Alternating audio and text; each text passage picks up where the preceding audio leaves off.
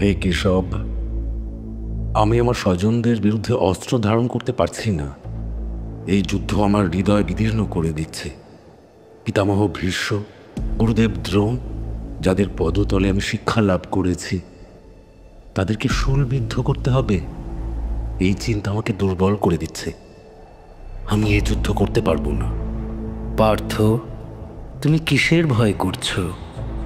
যে যোদ্ধারা তোমার সামনে দাঁড়িয়ে আছে তারা কেবল দেহ মাত্র, আত্মা অমর। তুমি যদি কেবল এই ক্ষণস্থায়ী শরীরের কথা ভেবে কাঁদো তবে তা অজ্ঞতার পরিচয়। হে মাধব, আমি কেবল আত্মার কথা চিন্তা করছি না। এই যুদ্ধ যদিও জয় করি, তবে রাজ্যভোগে কি সুখ? রক্তে রঞ্জিত সিংহাসন আমার কাম্য নয়। পার্থ, তুমি রাজ্যের জন্য যুদ্ধ করছো না, তুমি ধর্মের জন্য লড়ছো।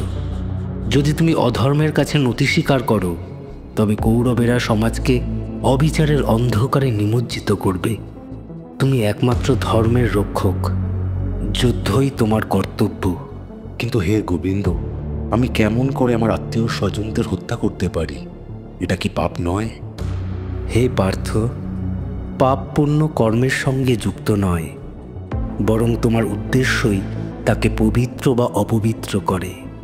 যদি তুমি কেবল মোহের দ্বারা চালিত হও তবে তা পাপ, কিন্তু যদি তুমি নীতির পথে ধর্মের জন্য লড়াই করো তবে তা তোমার মুক্তির পথ। হে কৃষ্ণ, আমি কেবল সংশয় ভুগছি। আমার কর্তব্য কি তা বুঝতে পারছি না। তুমি আমাকে পথ দেখাও। হে পার্থ, মনে রেখো, তুমি আত্মা, এই দেহ নও।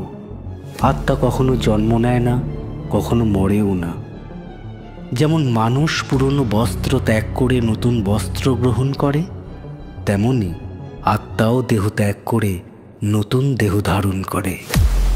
কিন্তু হে মাধব, যদি আমি যুদ্ধ করি তবে হয়তো আমার জীবন নাশ হবে।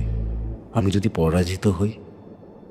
জয় বা পরাজয় নিয়ে ভেবো না, কর্ম করো। শুধু ফলের চিন্তা করো না। যে ব্যক্তি কেবল কর্মফলের আশা না করে কেবল কর্তব্যের পথে চলে, সে মুক্তি লাভ করে। তুমি কি বলতে চাও যে আমি কেবল যুদ্ধ করে যাব, কিন্তু ফলের আশা করব না? হে ধনঞ্জয়, কর্ম করো, কিন্তু কখনোই ফলের আশা রেখো না। যে ব্যক্তি আসক্তিহীন হয়ে কর্তব্য পালন করে সেই প্রকৃত জ্ঞানী। হে জনার্দন, আমি বুঝতে পারছি যে তুমি আমায় যোগের পথ দেখাচ্ছ, কিন্তু কিভাবে আমি আমার মনকে স্থির করব? যোগ মানে হলো মনকে নিয়ন্ত্রণ করা। একমাত্র ভক্তিই পারে মনকে স্থির করতে। তোমার মন যদি আমার প্রতি সমর্পিত হয় তবে তুমি কখনোই দ্বিধাগ্রস্ত হবে না। আমি কেমন করে জানব যে আমি প্রকৃত যোগী হয়ে উঠেছি? যে ব্যক্তি সুখ দুঃখ, জয় পরাজয়, লাভ ক্ষতির মাঝে সমান থাকে, যে ব্যক্তি সকল আসক্তি ত্যাগ করে, সেই প্রকৃত যোগী।